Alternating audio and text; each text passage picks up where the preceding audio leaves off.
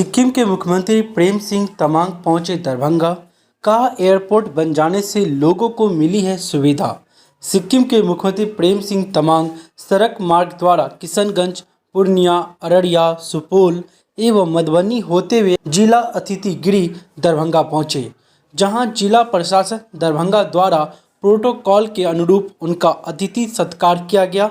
वहीं जिलाधिकारी दरभंगा राजीव रोशन ने मुख्यमंत्री से शिष्टाचार मुलाकात की। इस अवसर पर सिक्किम के मुख्यमंत्री ने कहा कि बागडोगरा हवाई अड्डे के पश्चात दूरी के हिसाब से सबसे नज़दीक दरभंगा हवाई अड्डा ही है। इस हवाई अड्डा के बन जाने से इस क्षेत्र के लोगों को काफ़ी सहूलियत मिली है। बताते चले कि बिहार में हवाई सेवा की अपार संभावनाएं हैं। केंद्र सरकार ने भी बिहार को एविएशन मैप पर लाने की योजना बनाई है। पटना और गया के अलावा अन्य छोटे शहरों में भी हवाई यात्रियों की संख्या लगातार बढ़ रही है।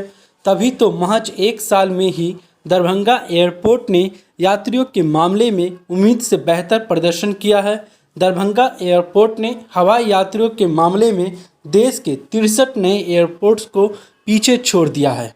तो दोस्तों, यह थी हमारी अपडेट। आपका इसके बारे में क्या ख्याल है? इस तरह के आंकड़ा को देखकर वाकई में दरभंगा वासियों को बहुत ही खुशी मिलती होगी। साथ ही हम आपको बता दें, इस सफलता का कारण यह भी है कि यहाँ के आसपास के जो ज़िला है मुजफ्फरपुर और भी कई अन्य ज़िला वह दरभंगा एयरपोर्ट पर आकर सफ़र करना पसंद करते हैं, जबकि पटना एयरपोर्ट पर जाम की समस्या हो जाती है।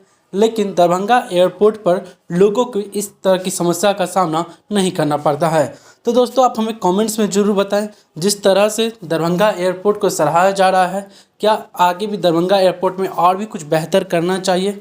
तो मिलते हैं फिर अगले वीडियो में। तब तक के लिए धन्यवाद। फिर मिलते हैं। नमस्कार।